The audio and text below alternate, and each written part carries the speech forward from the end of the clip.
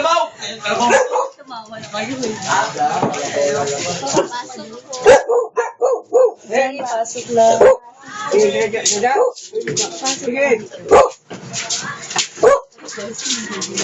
Ito lang naman. May pumasok to. Maingay. Hello po. Hello.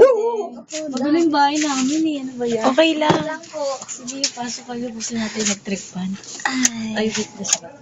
Ayun na. Ano ba? Tapos, sasagot ka. Ano yung gagawin? Sasagot ka lang po sa tanong. Ba? Andito po tayo ngayon sa bahay ni Ate Chay. Oo.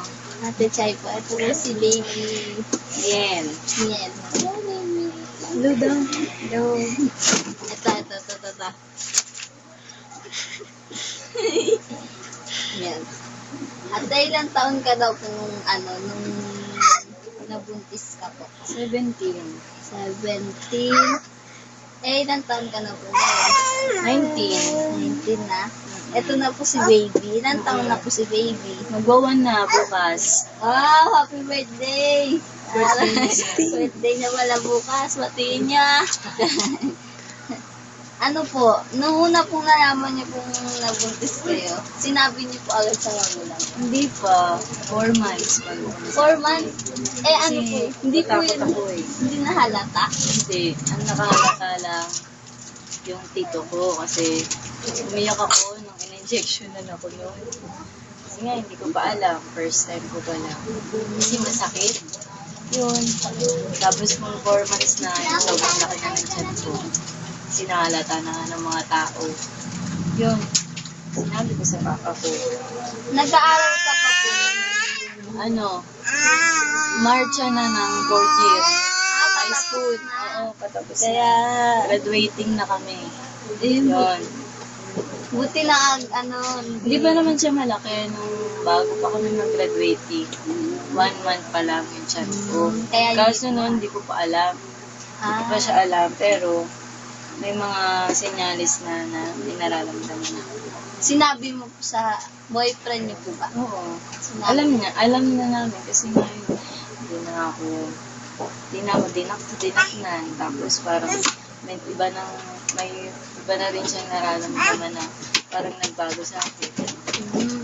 Ano po yun, nung sinabi niyo sa magulang niyo? Nagalit. Galit na galit. Pero natanggap din naman po. Oo, kasi wala naman magagawa. Ano po yan Ano po ngayon po? Ano yung nagtatrabaho po yung asawa? Hindi. Ngayon, na siya. Tapos na yung trabaho niya. So, nag-apply siya ulit. Bali po yung asawa niyo po, yun din po yung kasama niyo ngayon dito sa Hindi. Nandun siya sa kanila eh. Ang kasama ko lang. Yung papa ko, yung kuya ko. So napunta lang po siya dito. Minsan napunta ka din, napunta ka din po siya dito. Parang nagbibigay din siya sa Ah. So, ano po, oo. Hindi na alam. Ano po yun? Teka lang. Nung una po, may balak po ba kayo? Nung nalaman niyo po, may balak po ba kayo ipalag? Yun siya. Siya nun. Gusto niya, uminom ako ng sabi ko, ayoko kasi kasalanan. Opo. Hindi ako uminom. Tinanong. Tapos yun, nalaman niya na hindi ako uminom. So, sabi niya, huwag na lang din kasi kasalanan na. Baka hindi na siya magkaanak. Buti naman po yung senior ko. Ano po yun? Nung first time niyo po nabuntis, parang nahirapan po ba kayo? Hindi ako nakakakain. Lagi lang ako suka ng suka. Walang laman yung tiyan ko. Kahit gatas, ayaw. Tapos kahit biskuit, ayaw. Miniminom ko ako suka ng suka. Tapos ang payat-payat ko. Kasi nga wala akong nakakain. Ano po yung kung may pinagsisisihan po kayo, may pinagsisisihan po Wala. Kasi masaya naman. Oo. Kasi wala yung nangyari na magsisipit yun na rin yung babalik mo. Ayan, buti malaki na si baby. birthday niya na bukas, kaya kailangan maganda. 1 year. 1 year. Oh. Angel.